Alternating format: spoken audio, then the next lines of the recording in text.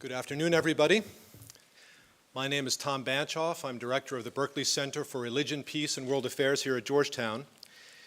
And I'm delighted to welcome you to this year's Berkeley Center lecture with Jürgen Habermas on the topic Myth and Ritual.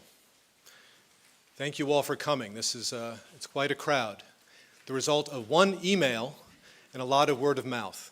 It's the kind of event we like to run.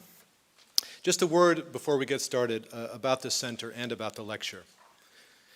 The Berkeley Center has been around now 5.5 years. We're part of a university-wide effort to advance the interdisciplinary study of religion and promote interreligious understanding. Through teaching, research, and outreach, at the center we explore religious and ethical questions as they intersect with global challenges of democracy, development, and interfaith dialogue. The Berkeley Center's lectures are an opportunity to extend that dialogue, to bring a global thought leader to campus, to deepen that conversation with us. And thus far, as some of you may know, we've had Tariq Ramadan address Islam in the West, Charles Taylor explore secularization, and Hans Joas investigate human rights and the sacred. This year, through the diplomacy and engagement of my friend and colleague Jose Casanova, we're delighted to have Jürgen Habermas with us. And before I introduce President DeGioia, who will introduce Professor Habermas, just a note on format. We've planned plenty of time after the lecture for discussion, and you will have noticed the index cards on your seats. The colors don't mean anything. Those are cards for questions. We've also distributed some pencils. If you have formulated a question, we'd ask you to write it on the card, pass it to the aisle. About halfway through the lecture, we'll have folks collect that first batch of questions. And then when Professor Habermas has finished his formal remarks, there'll be another round to collect those questions. And I'll sift through those cards and help to moderate the Q&A on that basis. It's now my pleasure to introduce President DeGioia. Dr. John J. DeGioia, as many of you know, is the 48th president of Georgetown University, a post he has held since 2001. And before that, he served more than 2 decades in a range of other leadership positions at the university. Over the past decade, under President DeGioia's leadership, Georgetown has emerged as a global force in higher education and as an innovator in efforts to link up our core mission of teaching and research with service to the wider world. Examples include our campus in Doha, Qatar, our outreach to China, and our partnership with the Archbishop of Canterbury's Muslim-Christian dialogue, Building Bridges. President DeGioia addresses broader issues in higher education as chair of the board of directors of Campus Compact and of the Forum for the Future of Higher Education. He also serves as a member of the board of directors for the National Association of Independent Colleges and Universities and the Association of Jesuit Colleges and Universities. Ladies and gentlemen, please join me in welcoming President Jack DeGioia. Thanks very much.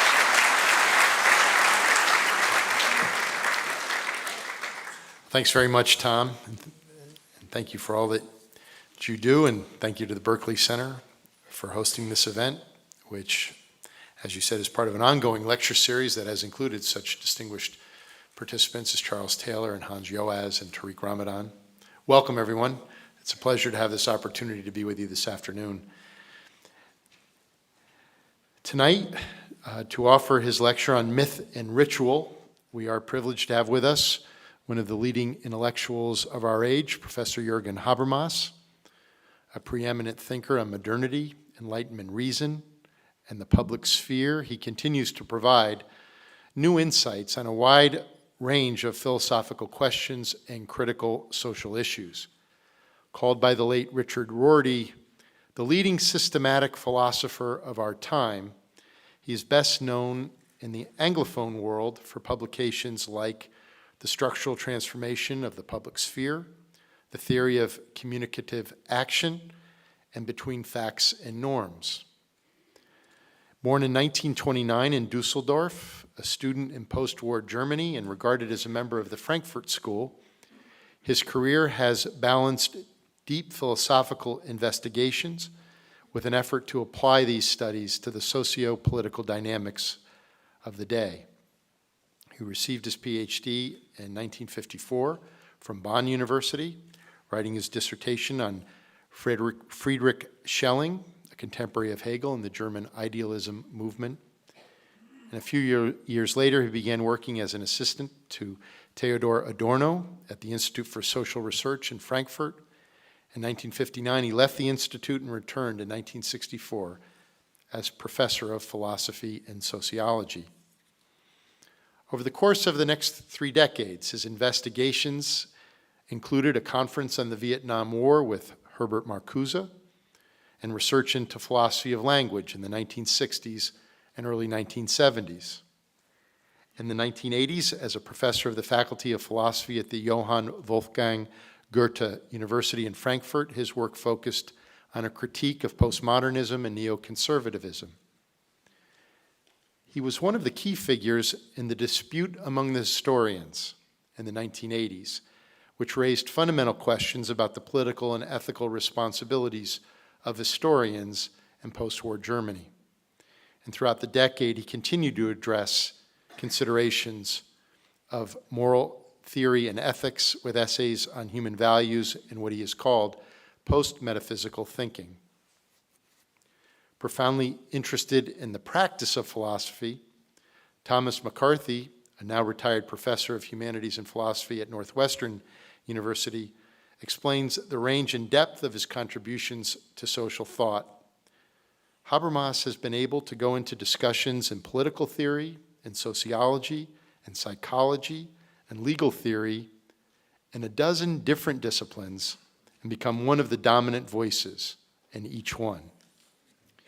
In more recent years, his work has sought to more deeply understand the position of religion in modernity. Considering the rise of secular liberal states with certain kinds of religious participation, particularly in the West, he recognizes the, quote, indispensable potentials for meaning that are preserved in religious language, potentials that philosophy has not yet fully exhausted.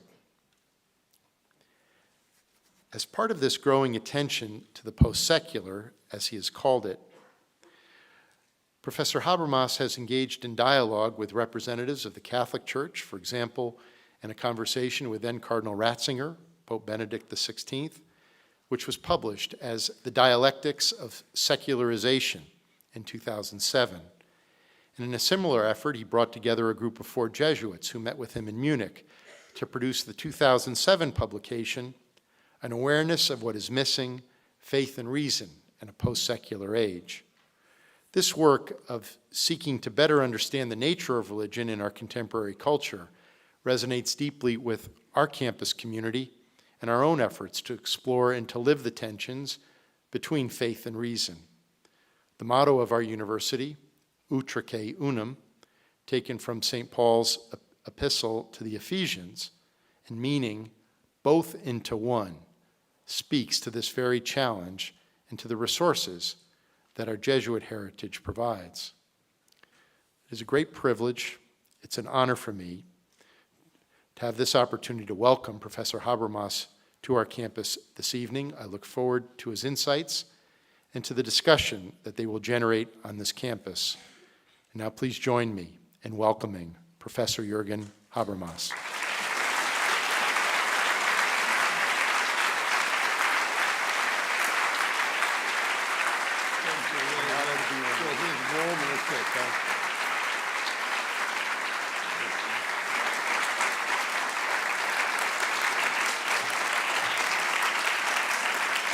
Yeah.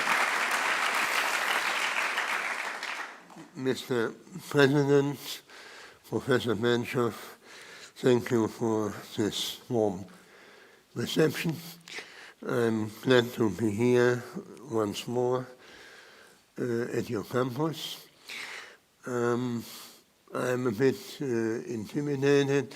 This has the appearance of something more ceremonial, but I can assure you I have only a normal paper to present, and when we speak today as sociologists or anthropologists of religion, we employ an inclusive concept that encompasses all possible conceptions of faith and practices which involve a confrontation with extraordinary forces of salvation and disaster. The Californian guru and the Native American medicine men command the same interest as the Old Testament prophets or the Chinese wise men. When we speak of religion as laypersons, however, we have in mind first and foremost the major world religions that Max Weber studied and Karl Jaspers traced back to what he called the axial age. During the comparatively short period from around 800 to 300 before Christ, independent cognitive revolutions occurred that gave rise to those strong religious doctrines and metaphysical worldviews that remain influential to this day. There is no need to stress that in the United States and particularly at this very place. This period remarked the emergence of religion out of mythical narratives and magical practices.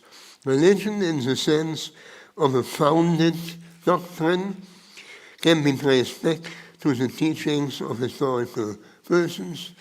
Zoroastrianism, I rarely use that term, but in Iran, monotheism; in Israel, Confucianism, Taoism; in China, Buddhism; in India, and even Platonism, with the proviso that philosophy at that time lacked roots in the cult of the polis and never later on gained some roots in sacrificial practices.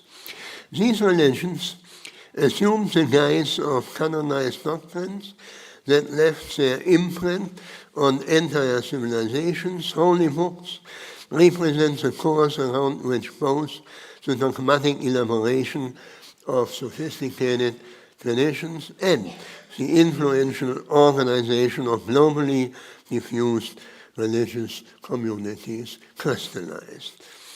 Karl Jaspers drew attention to the striking fact that these cosmologies and religious worldviews emerged at approximately the same time period with the intention, he introduced this conception, with the intention of opposing a pluralist image of the simultaneous origins of the major Eurasian civilizations and religions to the Eurocentric fixation on Jerusalem and Athens. The focus on the revolutionary break in the mode of thinking should not mislead us, however, in adopting a one-sided intellectualist view of religious and metaphysical worldviews. The cognitive breakthrough towards world-transcending perspectives, toward moral universalism, and new conceptions of salvations and redemptive justice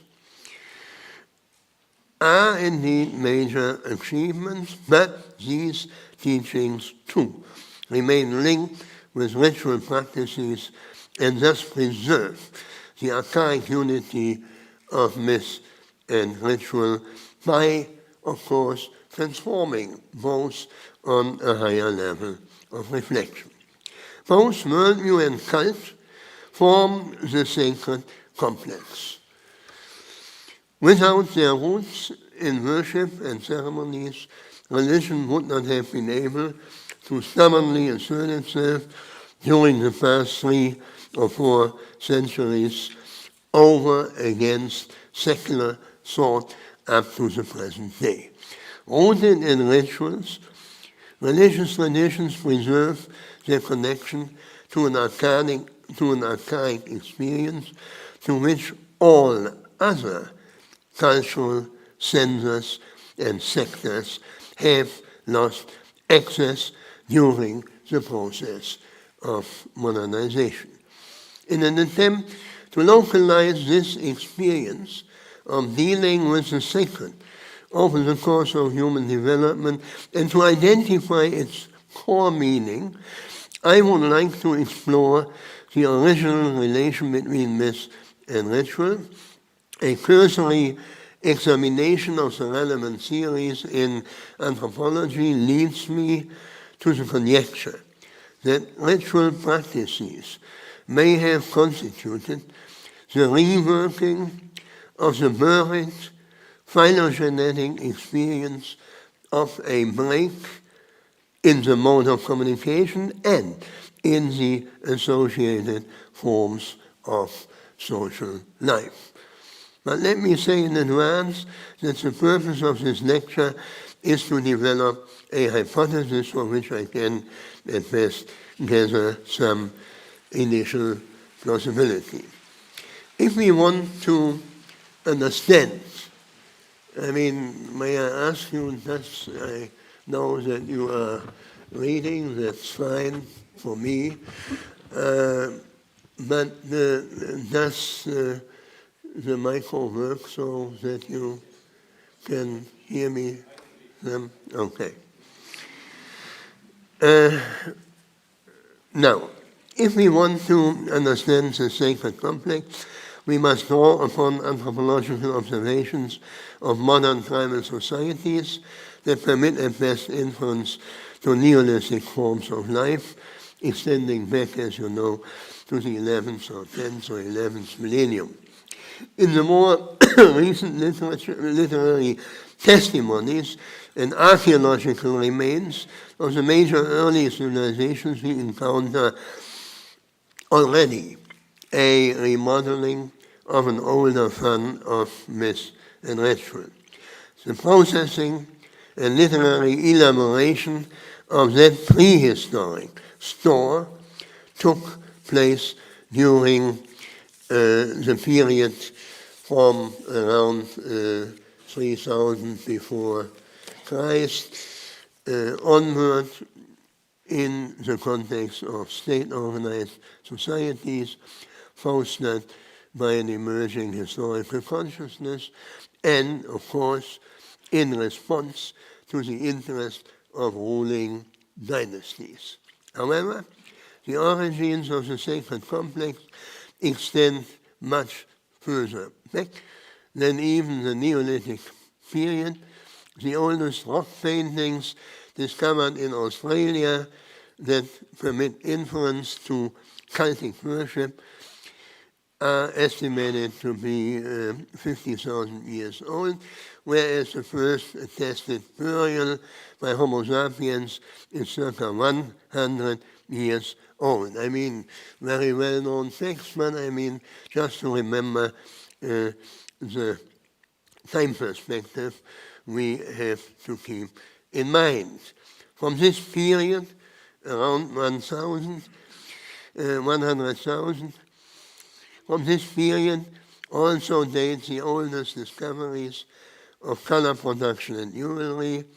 The indestructible material of these findings, archaeological findings, however, reminds us that even more ancient mythical stories and ritual actions expressed in the more ephemeral media of speech, song, and dance must have disappeared without trace.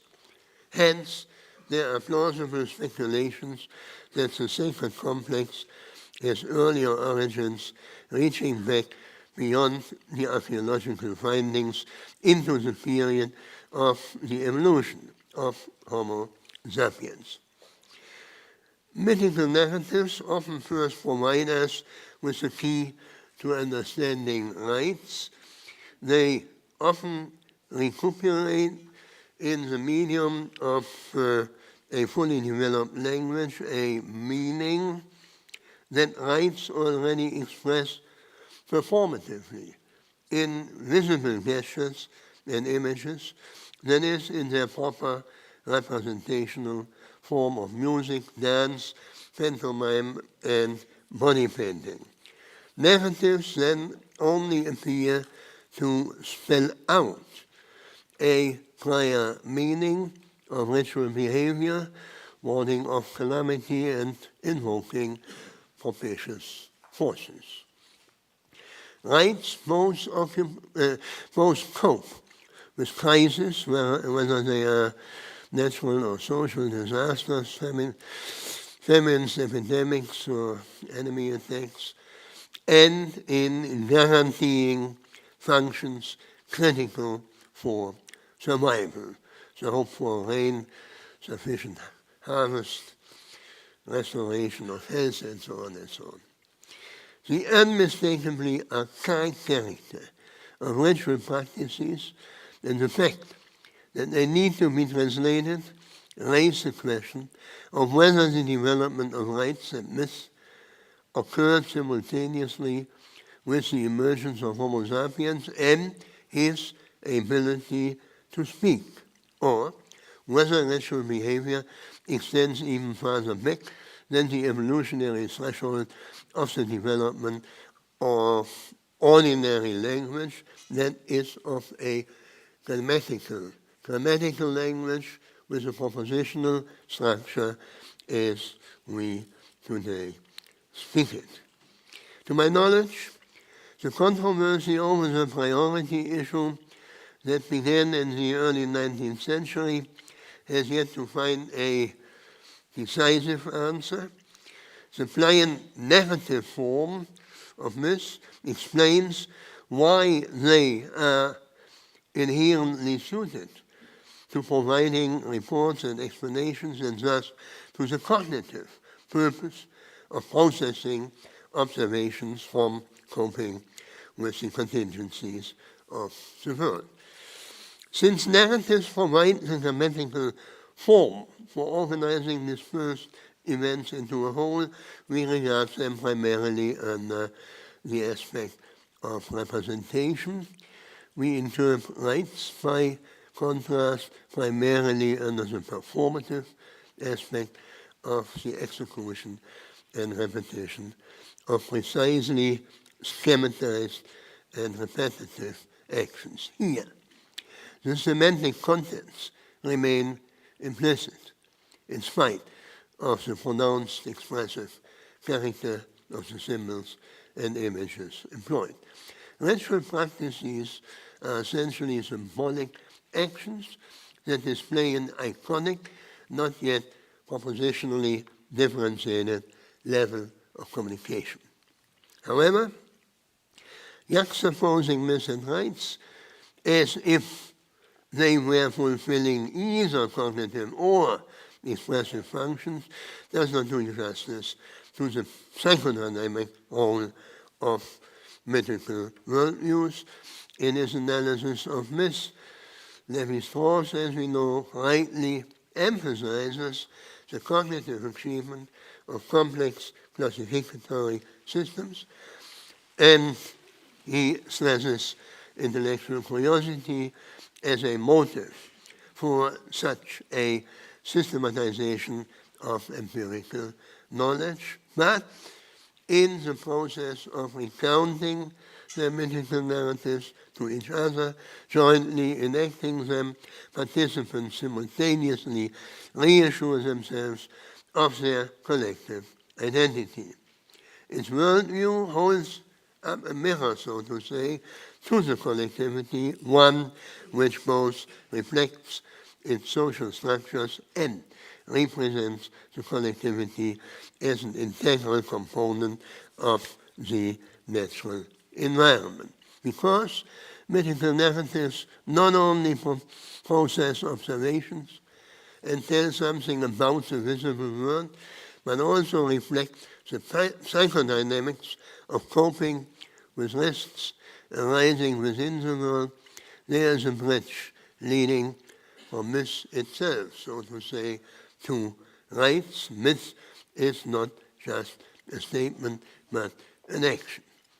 The myth of the New Year, made famous by James George Fraser, according to which the ritual slaying of the old king sustains the seasonal cycle of vegetation and the return of the spring, is just one of the best known examples of the close relation between the mythical narrative and its enactment.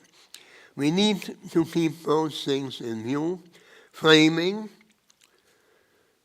hence the world-disclosing power of mythical language, on which Lévi-Strauss, among others, Investigations Through Light, goes hand in hand with reenacting, with a periodically recurring performance of the myth. Now, this is only an introductory reminder of rather well-known views. It would not do, however, to conceive of ritual behavior as a mere accompaniment of myth. From the perspective of communication theory, and that's now the perspective I take, ritual behavior represents an earlier stage of symbolic expression compared to mythical narratives. The media of communal dance and song, mime and pantomime, body painting, jewelry, cultic objects, masked emblems, coats and arms, ornaments, and so on, permit iconic representations or imitations that do not depend on any further explication in a full-fledged language. If we are looking for the original meaning that the sacred complex might have had for the participants themselves, we must start from clues pointing to the meaning which is encapsulated in rites themselves. I never asked the native speaker, do we say rites or rites? Rites, rites. Thank you. You see, I'm normally not lecturing on rights. When perusing the anthropological theories developed over the last century, I find it striking that most of the explanations of rights already presuppose mythically articulated and narratively accessible world, a world which is peopled by specific spirits and gods. I mean, this already presupposes some narrative representation. This holds for the explanation of rites as attempts to influence the favor of superhuman forces by magical means.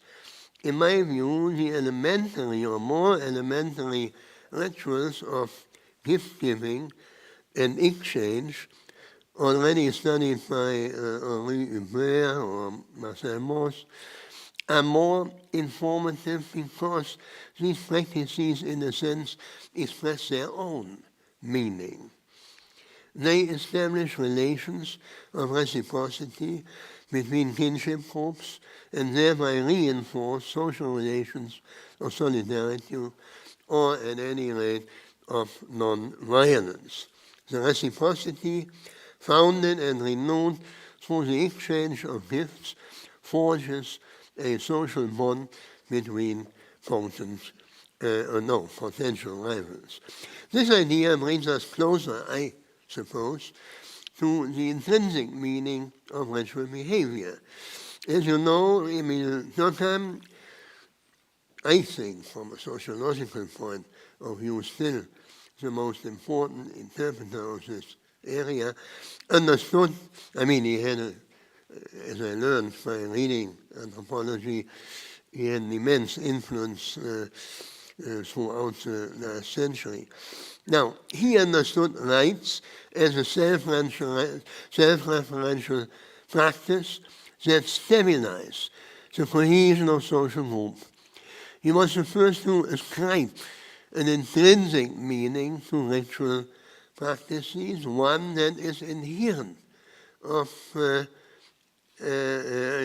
which is independent, that's my point, which is independent of any narrative explanation.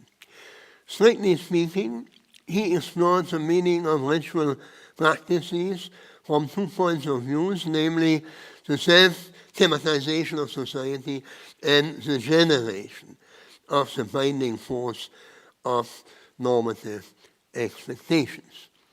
And the second point is of interest for me in the following. On the one hand, existing social structures are supposed to be reflected in rites. On the other, in performing the ritual self-representation of society, the members of a collectivity are supposed to reassure themselves of their identity and thereby endow interpersonal social relations with normative force. I would also like to recall another classical theory, namely that of Arnold von Gennep. His well-known studies of initiation rites represent an important supplement to Durkheim's analysis. These rites regulate the transition from one status to the next, whether at birth or at the threshold to adulthood or in marriages or burials.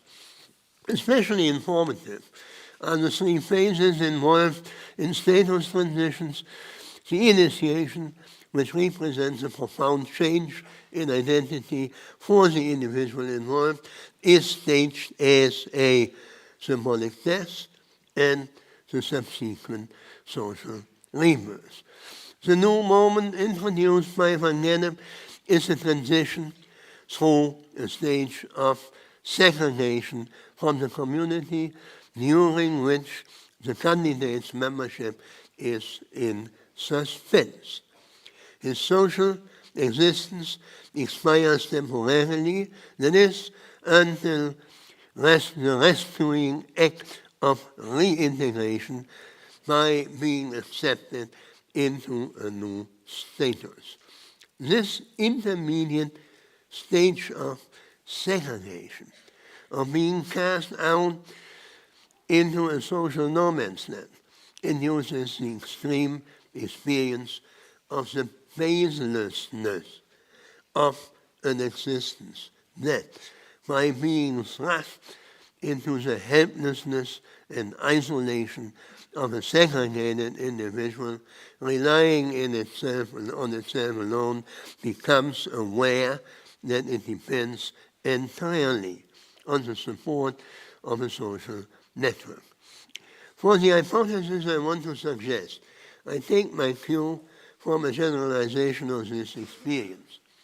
The simulated experience of complete exclusion not only inspires in the individual an awareness of a specific change in social role and hence of the social structure and dynamics of the particular society into which the novice is initiated. Rather, the situation confronts him with the experience implicit in the socialization process, in any socialization process as such.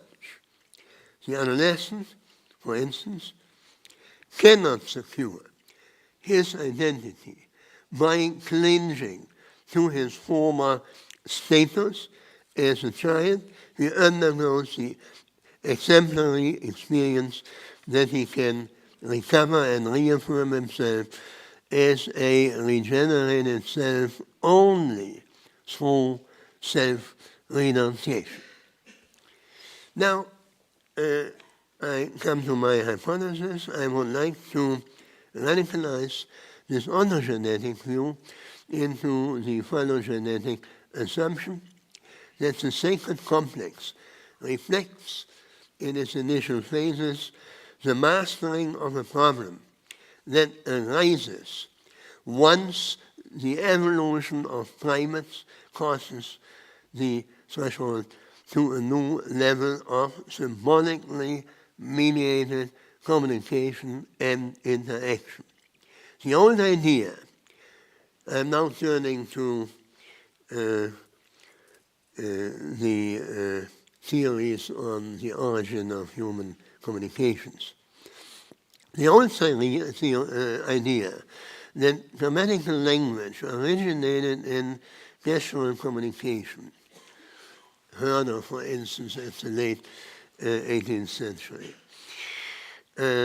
has acquired a surprising topicality in the most recent research. Furthermore, it seems, what's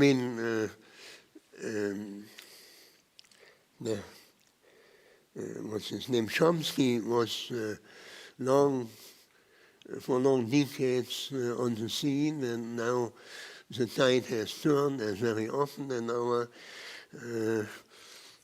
the development of our disciplines. And if one gets as old as I am, this teaches oneself modesty and enforces fallibilism. So I'm not sure that what I have to say will not prove wrong, but nevertheless, I try to argue for it, and we will see in the discussion how it works. Now, it seems plausible to assume that the form of symbolically mediated communication reveals a family relation between communication in ordinary social cooperation and the kind of communication that is specialized in dealing with the extraordinary.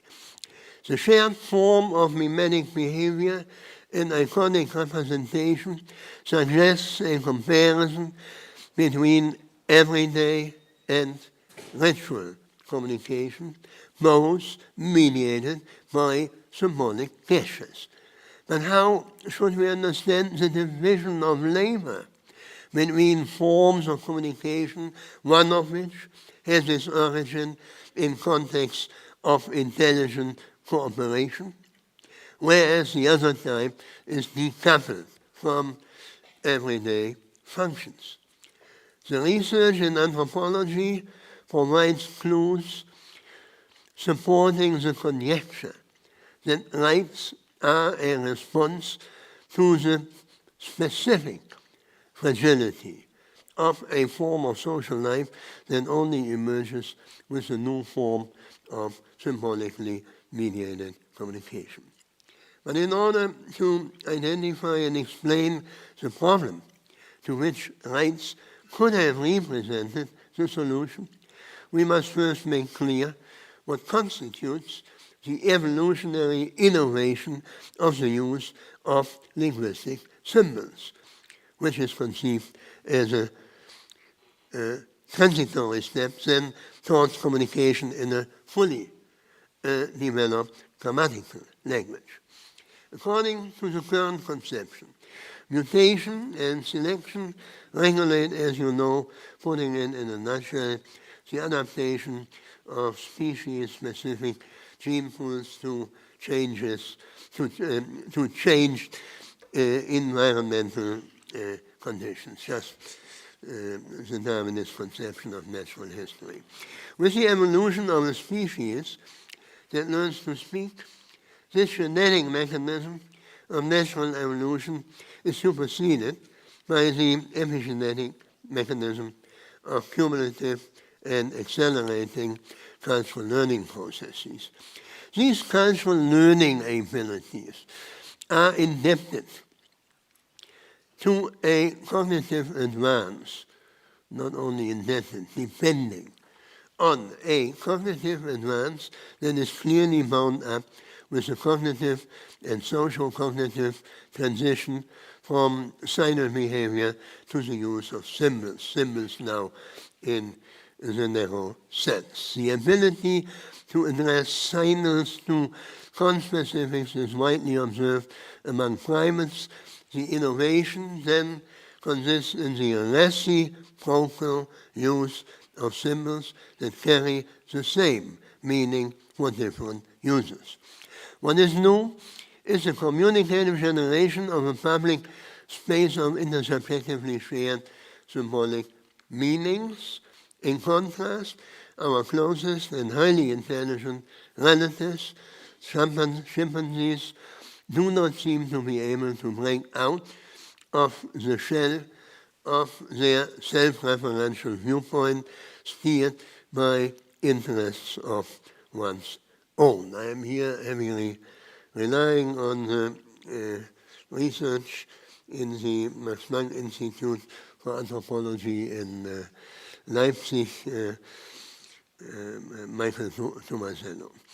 It is the step out of this kind of, to put it metaphorically, egocentrism of a still self-enclosed private consciousness into the public domain of a world interpreted in common that gives us some idea of the relevance of the transition to a new symbolically mediated form of interaction.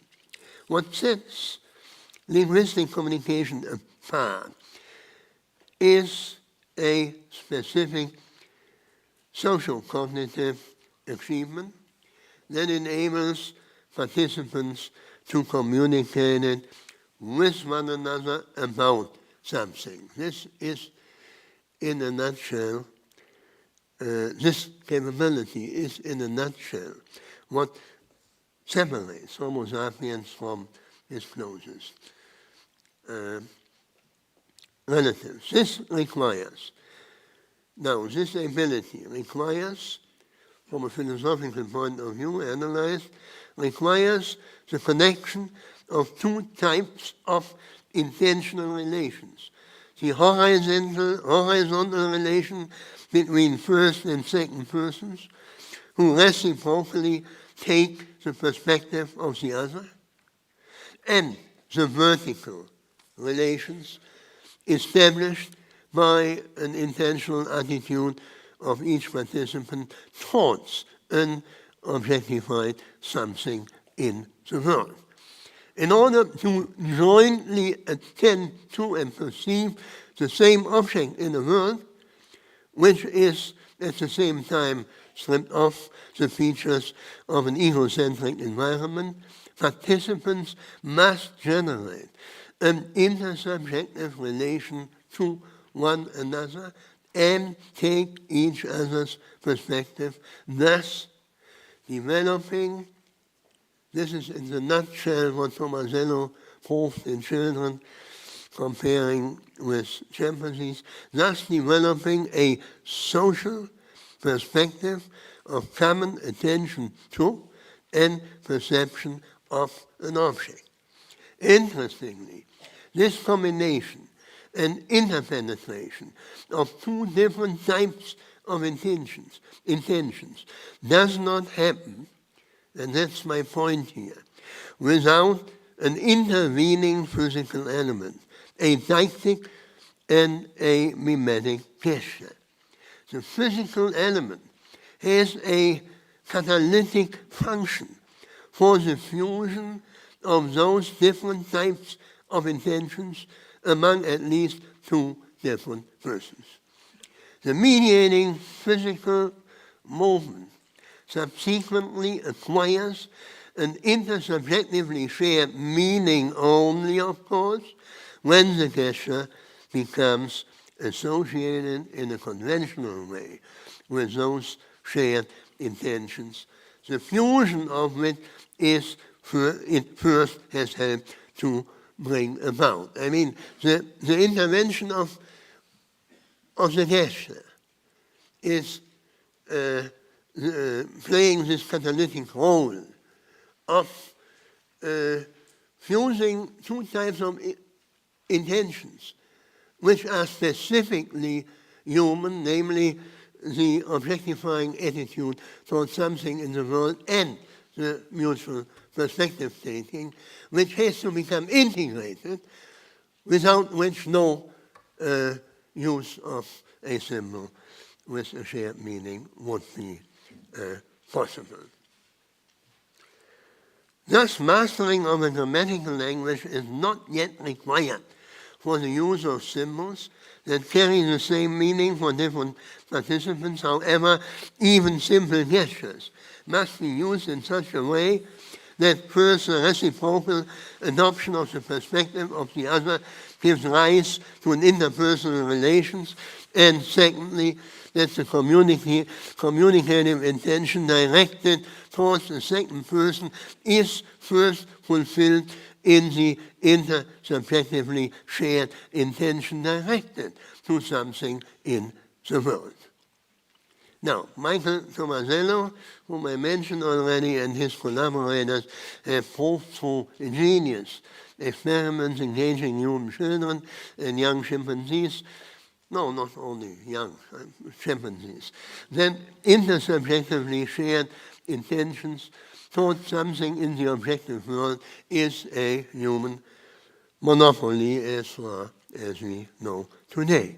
Chimpanzees are extraordinarily intelligent animals who have the ability to act intentionally, to understand the practical intentions of others, and even to draw practical inferences.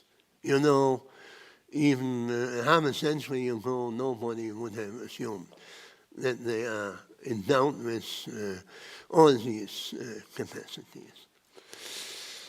The striking cognitive difference between the ways in which chimpanzees and human beings communicate with each other resides in the fact that these primates use their impressive capabilities exclusively in a self-referential, so to say, strategic manner to manipulate conspecifics in order to realize their own objectives. They cannot cooperate in such a way that several conspecifics coordinate their actions with the aim of accomplishing a shared objective, as, for instance, is required to hunt big game. This observation does not imply, of course, that chimpanzees did not develop a very rich, emotionally regulated social life. But at the conscious level of intentionality influencing their conspecifics, they lack a cooperative orientation. Life within the group is regulated by evolutionary older mechanisms. In view of the innovative features, and I'm now going to develop the hypothesis in more detail, in view of the innovative putting together the two lines of reflection I have presented, in view of the innovative features of human communication, ritual practices can be understood as a variant of gestural communication. They too constitute a mimetic form of communication that gives rise to a shared world of symbolic meanings. I mean, Tomasello only in his experiments, of course, analyzed cooperative interaction. That means cognitive directed forms of interaction, and had no ritual in his mind. In the rhythm, but now I ask you to compare ritual behavior with this behavior analyzed by, among others, by Tomasello. In the rhythmic motions of dance, different modalities of iconic representation become fused with one another. Ritual behavior differs from other iconic representations, however, through its peculiar self-referential character. Rites do not refer to a jointly identified object in the world, even though this representative function is precisely what constitutes the novelty of linguistic communication. Whereas the rhythmic movements and gestures in the group express shared intentions, spur the participants on mutual perspective taking, and trigger an intersubjectively shared experience, the third arrow, so to say, of the triadic structure I mentioned for the use of symbols points or appears to point into the void, not into the world. We have the impression of a lack of reference as long as we assume that what is experienced and intended and communicated about is an object or state of affairs in the world. The referent of this unworldly, self-enclosed communication is nothing palpable, but instead situated in another dimension. The disruption to which ritual behavior is a response do not arise from the objective world, but from within the social world. From a phylogenetic point of view, ritual communication is a response to specific challenges of a cultural form of life which emerges with a new level of symbolically mediated cooperation. An obvious consequence of this evolutionary step is living in a communicatively shared world. This means, first, a challenge of a cognitive kind, with the receptivity to intersubjectively interpreted empirical events, placed within a jointly objectified world. The human mind is exposed to an overwhelming flood of information that needs to be processed. The new must be integrated into contexts that are already familiar. However, the entry into the public world of symbolic forms is not just a cognitive challenge. The shift to symbolically mediated interactions not only constitutes a socialization of intelligence, but also needs a socialization of motivations. The transition from interactions triggered by signals among conspecifics, to put it simply, to the mode of symbolically mediated interactions among group members calls for a revolution in the mode of how social behavior is coordinated. The cognitive challenge goes hand in hand with a psychodynamic challenge. In the course of the revolution in the individual's relations to his social environment, the individual consciousness succumbs to the pincer pressure of simultaneous socialization and individualization. That's a figure of thought that George Herbert Mead was the first really to analyze. On the one hand, the onus of coordinating actions falls increasingly on communicative action and hence on the shoulders of the individuals themselves. On the other hand, the individuals become aware of the fact that the reproduction of their own life depends essentially on social cooperation and on collective self-assertion. In this dependence on the shared objective mind, so to say, the subjective mind also becomes aware of itself as an individual mind. Thus, the individual must have encountered the complex social organism simultaneously as the threat of an overwhelming force, and yet as the promise of a redemptive force that protects and guarantees survival and security. From the perspective of the individual, the power of the collectivity must be at once resisted and upheld. That paradoxical experience of being suspended without support under the sway of the collectivity and yet having to accomplish one's own life individually is deeply built into the reproduction of our form of life and into the ontogenetic development of each individual. It found, by the way, a literary echo in Rousseau's description of the social contract as an act of individual self-alienation and simultaneous self-assignment to society. I mean, Rousseau didn't construe it as a paradoxical way of getting socialized in the polity, in his case, but my stress is on the paradoxical nature of this act. Now, this figure of thought is instructive insofar as the social contract refers to a layer of basic norms that bring about a legitimate settlement of the conflict between the individual and the community, and this is relevant in our context. The obliging force of norms of action goes beyond the weak normativity of linguistic conventions.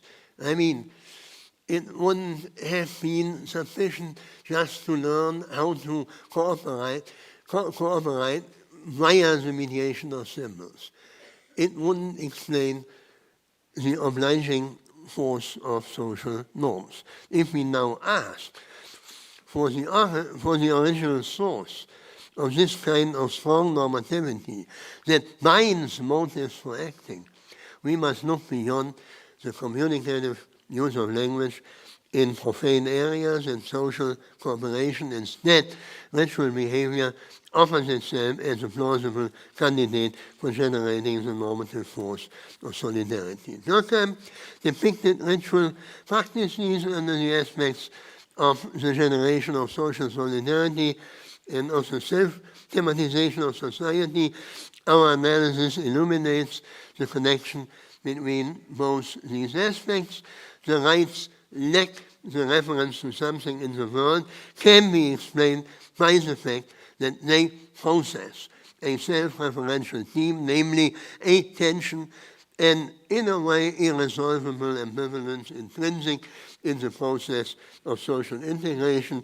In the evolution of our species, this friction can be traced back to the transition from the pre-linguistic to the linguistic level of communication, when the socialization of intelligence goes hand in hand with an individuating socialization of cooperating subjects. In any cooperating community, there is a tension between competing and yet complementary imperatives, that of the self-preservation of individuals on one side and that of the survival of the collectivity on the other.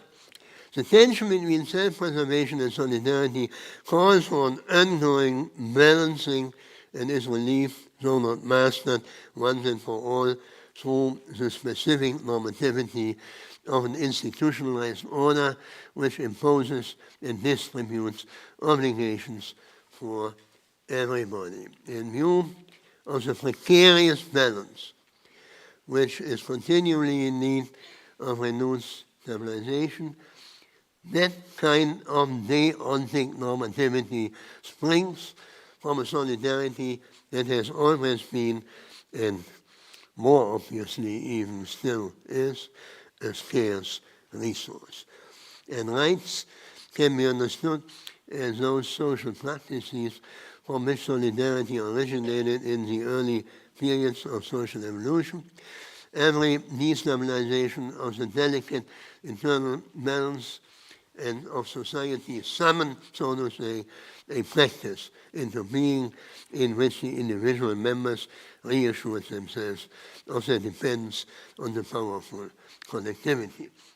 This kind of reassurance had to assume a self-referential form because the referent is not something visible in the world to which one can point its finger. Now, at the end, if we conceive of the ritual regeneration of social solidarity as an answer to the disturbance in the precarious balance of social integration, an explanation also suggests itself for the emergence of the sacred complex, hence for the subsequent, as I assume, connection between myth and ritual. Myth, in the first instance, fulfills a cognitive function of an interpretation of the world and our place within it. This is why they are not immune to cognitive dissonances that are caused by the collision with mundane knowledge that is gathered in everyday coping with the contingencies of the natural and social environments. Therefore, a linkage between mythical narratives and ritual practices in such a way that the mythical contents are staged and enacted, as it were, was certainly functional for stabilization. Channeling beliefs through ritual practices must have had an immunizing effect. But given the fundamentally irreconcilable conflict between the functions of rendering the world intelligible and of confirming a collective identity, this linkage could have nothing more than a postponing effect. At any rate, during the axial age, I am returning to the beginning of the lecture, the major world religions undermine the foundations of myth by superseding magical thought and abolishing, or in the case of Christianity, inverting sacrificial practices. And in the meantime, this religious metaphysical thought has had, in turn, to make its peace with both the knowledge claims of institutionalized science and the claims to legitimacy of a secularized state authority. On the other hand, ritual practice has survived, albeit in an altered guise, and very much altered guise. Religious traditions have preserved their vitality in their symbiosis with the liturgical practices of worldwide religious communities. Their members can even lay claim to a privilege. Religious communities, in performing their cult, have preserved the access to an experience and to a source of solidarity from which the unbelieving sons and daughters of modernity are excluded. The enduring presence of religion as a contemporary formation of mind, culture, and society raises not only questions for sociology and anthropology, but for philosophy as well.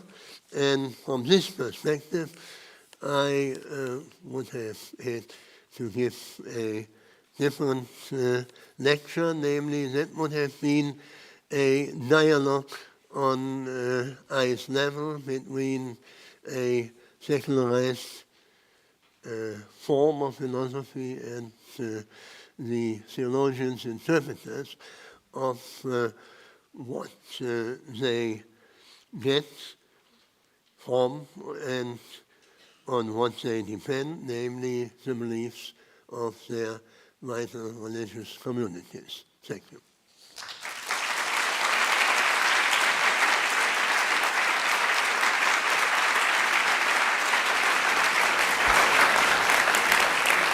Go around again.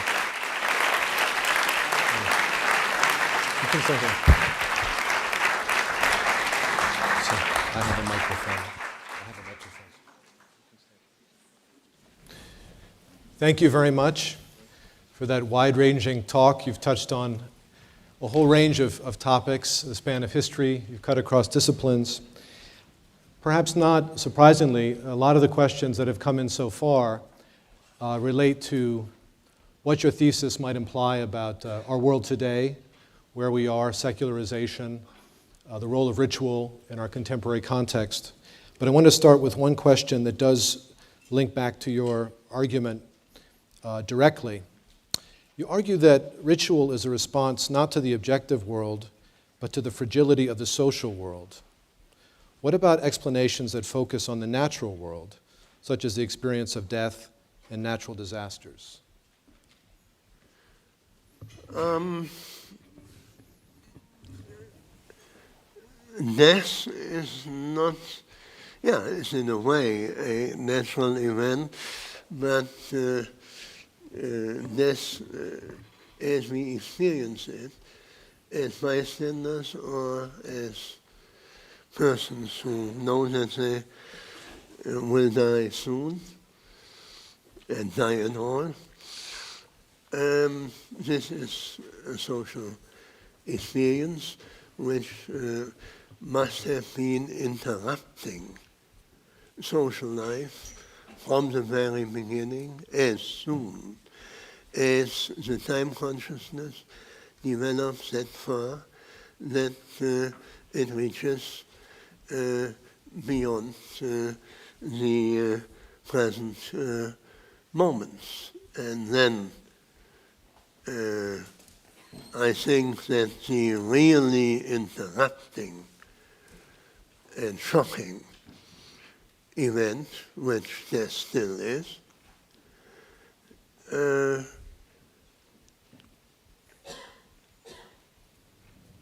shakes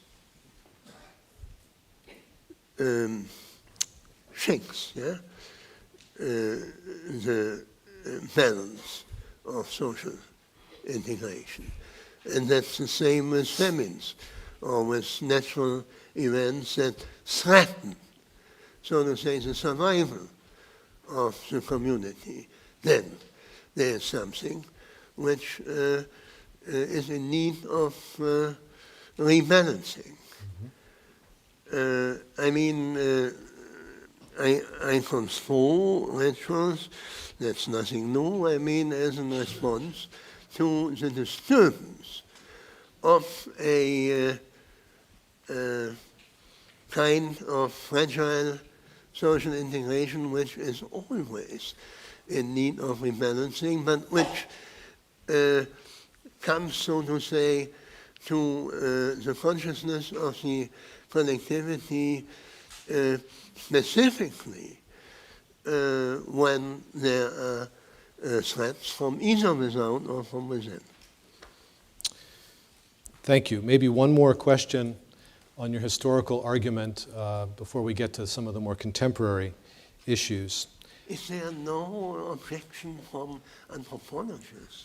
Well, here's... You got a lot of questions here, a lot of objections. I would like to You can make learn. up your own question as well. Let's see. Can you comment on the importance of sacred places, sacred space, in our understanding of the intersection of myth and ritual?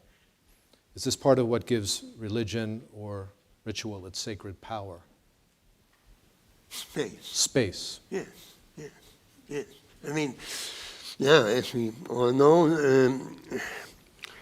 when we now enter a church which has been secularized, something is missing. Yeah? Even for me, I'm more or less secular mind. Everybody has still the intuition, I suppose. What a sacred space means. And this is one of the arguments for maintaining the Durkheimian differentiation between the sacred and the profane. Yeah? It's sometimes, or very often, even a physical limit that once it is transpassed, changes consciousness and mood. Yeah. But I have nothing special to say about it. Yeah. All right, moving toward the host of questions that address more contemporary concerns, drawing on your argument, can you offer further implications of your hypothesis for our contemporary world? How essential are rights for shared meaning today? If not from religion, are there other potential sources for solidarity and shared meaning in our modern world? There's a quick question for you to answer. Yeah. Yeah. This is more a question about motivations. I mean, why I am dealing with such a topic at all. Yeah. On the one hand,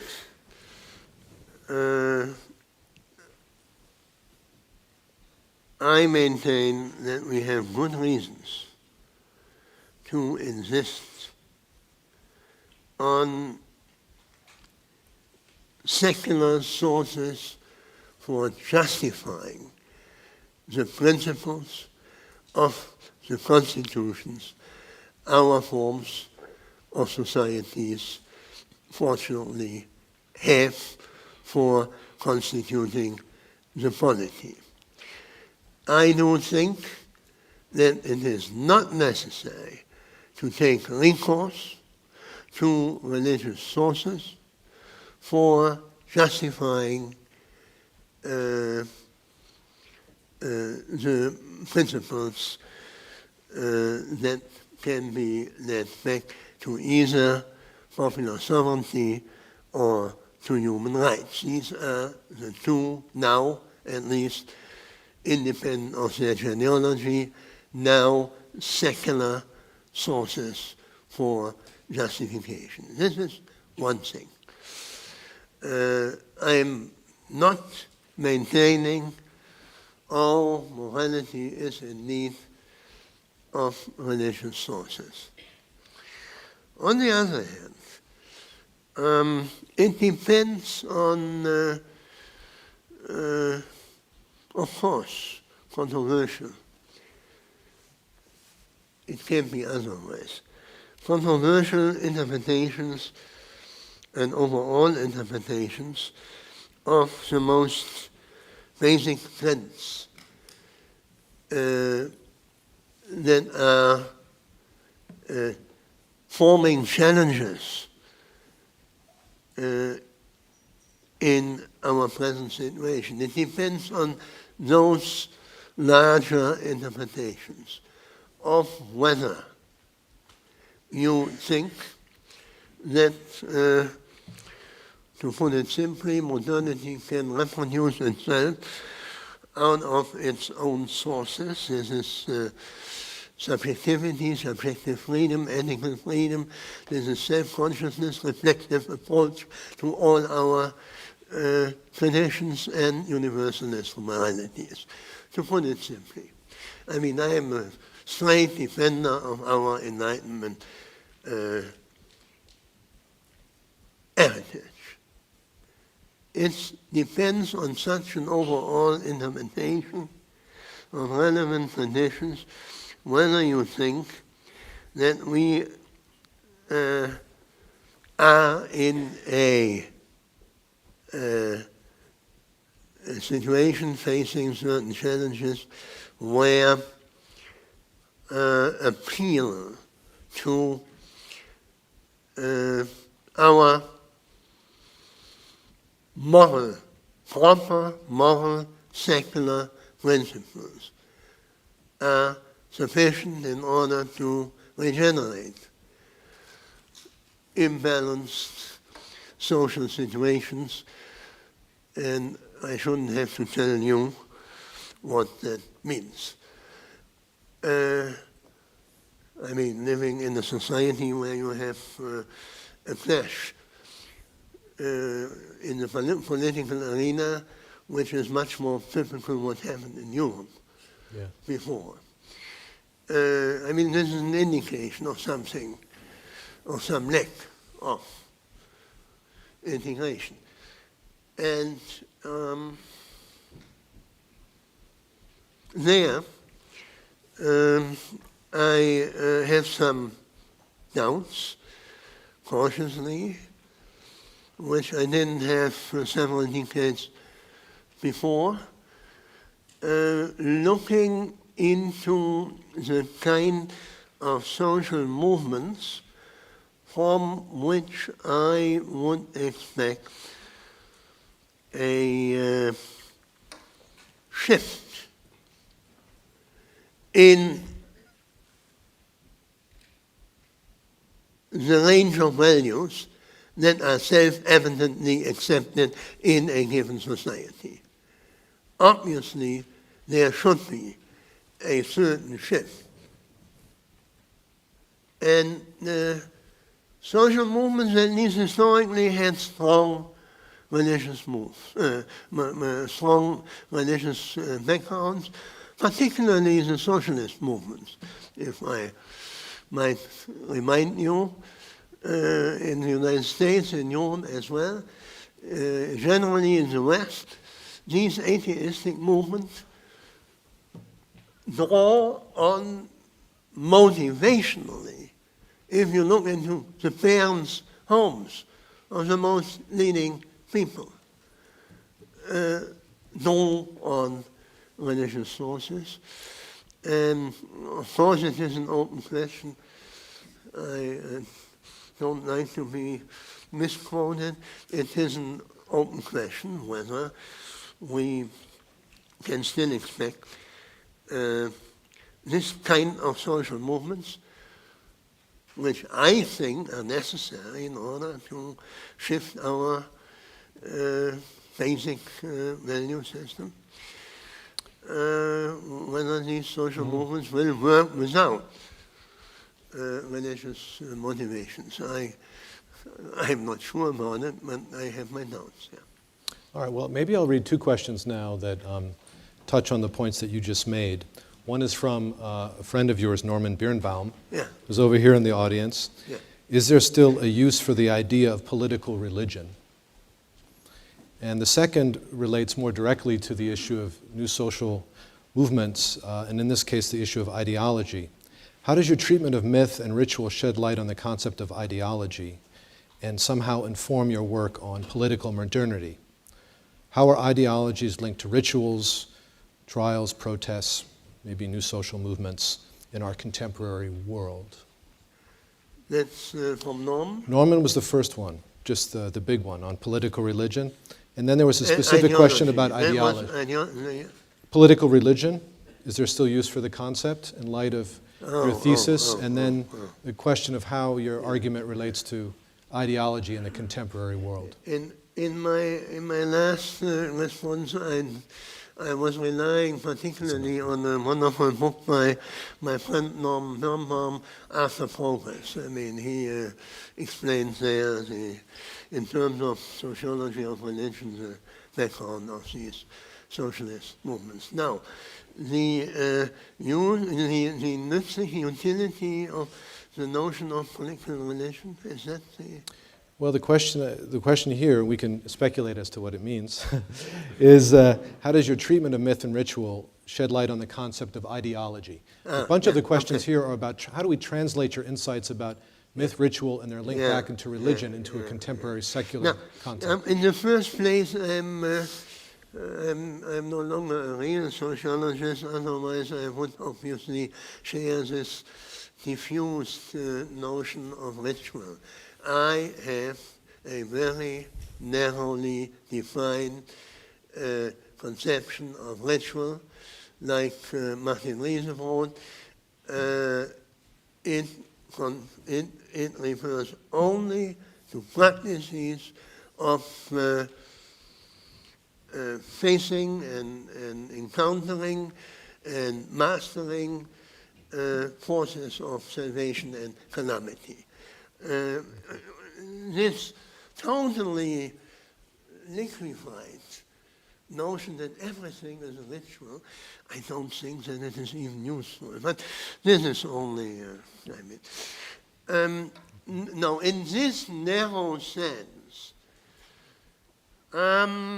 we have only one domain where we could, as far as I can see, have a discussion, namely nationalism. Is nationalism, which is 19th century nationalism, but unfortunately not only 19th century nationalism.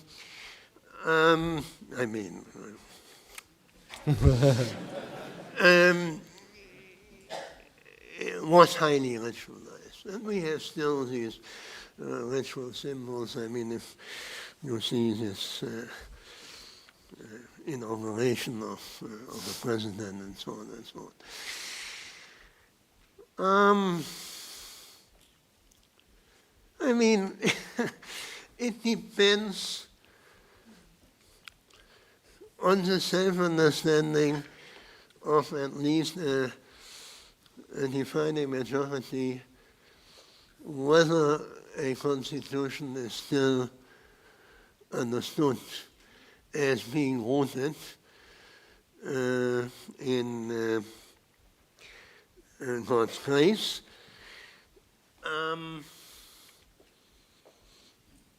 Or not. I mean, there are, if I look at television, American political rituals. Yeah.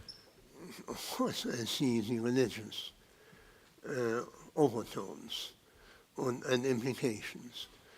And I don't think there's nothing wrong with it until the Supreme Court makes a case on a religious justification. Then the limit is überschritten, transcended. Right. That means every institution that legislates or administrates or have verdicts which they have to justify to citizens in a general and generally accessible language as soon as they use religious arguments. We are no longer living in a political society with a secularized political authority. Now, so nationalism, yeah, I mean, there is a certain heritage, but after 89, after 76 and 89, 18, yeah, if it really comes to a conflict between conflicting religions and conflicting ideological parties, we must refer to a law which stands on its own feet. I mean, that's. I mean, right. I don't know how much. So to try to think about the distinction, religious arguments in the public sphere made by candidates running for office, drawing on religious traditions. There's nothing wrong with that. It's when state power, state authorities describe and justify court decisions or legislature that you need to draw on non-religious arguments. I don't know whether that points to the question. I mean, of course, and as to critique of ideology, I mean, that's a separate question. I mean, any kind of argument, any type of slogan can be used for ideological reasons.